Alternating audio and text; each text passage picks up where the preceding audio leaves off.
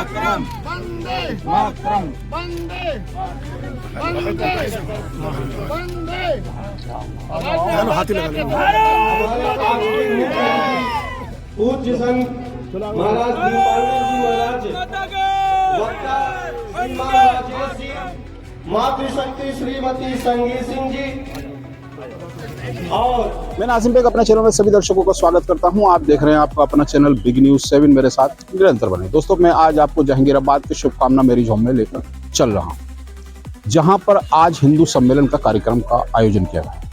यहां मौजूद भारी संख्या में हिंदू समाज को संगठित करने के लिए महाराज दीपांकर मौजूद है।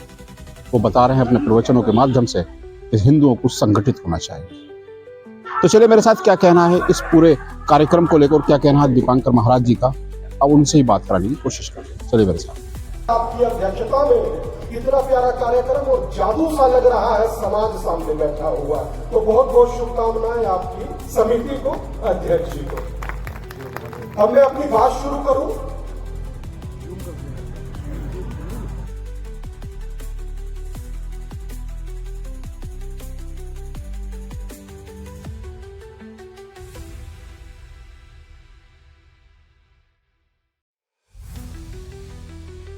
मन समाज को नई दिशा देता है और आज हमारे बीच में ऐसे ही महान व्यक्तित्व उपस्थित हैं जिन्होंने अपने ज्ञान, अनुभव और समर्पण से न केवल अपने क्षेत्र में नए मानदंड उत्पन्न किए, बल्कि हमारे हिंदू समाज के लिए नए नए मानदंड स्थापित किए हैं। मैं उन सभी का आज हिंदू सम्मेलन बुलंदशहर के जहांगीराबाद में था।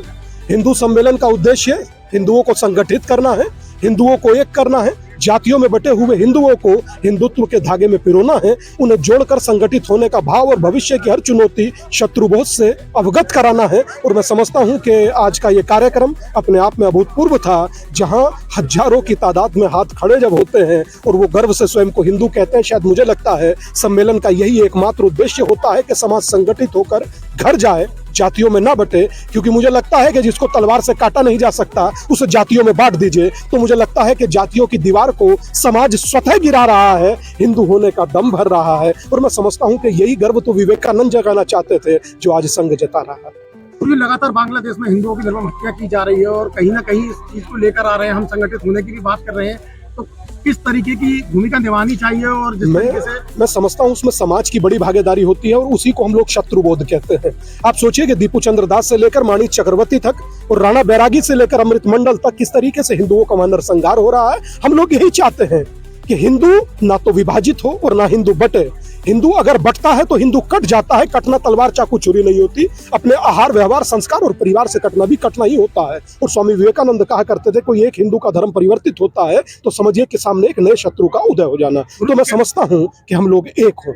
गुरु जी क्या कहेंगे, जिस तरीके से युवा पीढ़ी लगातार कहीं ना कहीं जिन आदर्शों को मान के चल रही है, श्री राम के आदर्श को मान रही है, क्या लगता है कि हम जल्द एकजुट हो पाएंगे? बिल्कुल मुझे लग रहा है, क्योंकि राम ही साथ लेकर चले थे अपने आदिवासी, बनवासी, गिरवासी और मल्लाह को। ठीक वैसे ही हम लोग साथ होकर चल रहे हैं और हिंदू होकर चल रहे हैं। यादव, जाटव, त्यागी, गुजर नहीं, एक हिंदू होकर चल रहे हैं। और शायद मैं समझता हूँ यही राम की सीख भी है, या यही राम चाहते भी थे। अब सोचिए ना कि ये समाज किसी को या एक विचार किसी को डिस्काउंट नहीं देता, चाहे वो बांग्लादेश हो, चाहे ऑस्ट्रेलिया की बोंडी बीच हो, चाहे जर्मनी या फ्रांस हो या इजराइल हो, कहीं किसी को डिस्काउंट नहीं मिलता। और जब डिस्काउंट मिलता नहीं तो बटे क्यों? और मुझे लगता है कि अगर जो यूं ही बटते रहेंगे तो फिर से हम लोगों को एक नया देश तलाशना पड़ेगा। मगर मुझे लगता है कि हम लोग नहीं बटेंगे, संगठित होंगे, भविष्य की हर चुनौती का सामना डटकर करेंगे। और मैं देख रहा था कि लंदन में जिस प्रकार से 14 साल की सिख बिटिया के साथ पाक के ग्रूमिंग गैंग ने किया है, मैं समझता हूं कि ये भयावह है। और हम लोग समाज एक होकर, चाहे सिख समाज हो, हिंदू समाज हो,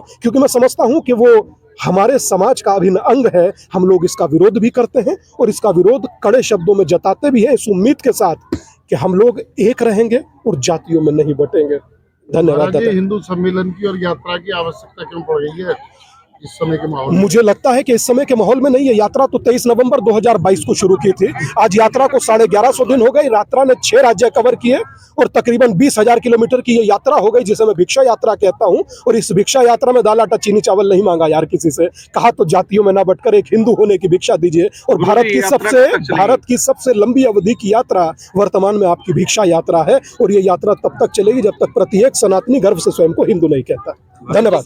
अगर अब तक 1 करोड़ 10 लाख लोगों के लगभग का आंकड़ा मेरे फोन में है, और मैं समझता हूं कि अगर जो 1 करोड़ 10 को इंटू 5 करिएगा तो इसका आंकड़ा क्या बैठेगा, आप ज्यादा बेहतर समझते हैं। मगर मुझे लगता है कि जब अकेला चला था तो यार एक ही था, आज आप भी मेरे साथ खड़े हैं, तो एक नया आंकड़ा तो बढ़ा ही है। संगठित है और आपके सामने खड़ा है। माता की जय, भारत माता की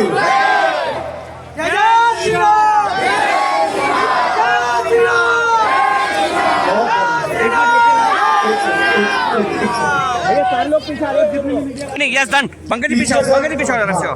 पीछे का शब्द हाँ, बिल्कुल, बिल्कुल। दिखाइए लोगों को कि कैसे हम लोग एक होकर खड़े। Yes done. ओके, सभी के हाथ ऊपर। जय श्री राम, जय श्री राम, जय श्री राम, जय श्री राम। गर्व से कहो हम, गर्व से कहो हम, गर्व से कहो हम। और हिंदुस्तान, हिंदुस्तान, जय श्री राम। धन्यवाद, बहुत धन्यवाद, धन्यवाद।